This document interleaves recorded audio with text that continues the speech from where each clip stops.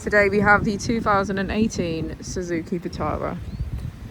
This vehicle has done just under 40,000 miles. It has a manual transmission and a petrol fuel type.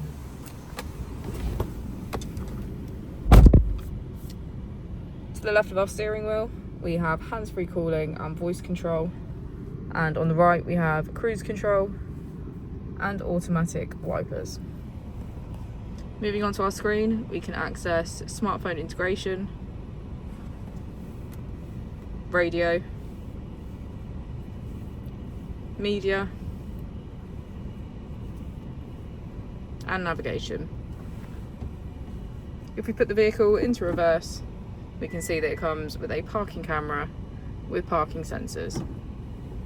Just below we have our AC, and as we pan the camera around, we can get a good view of our panoramic roof and see that all of our seats have a black leather trim.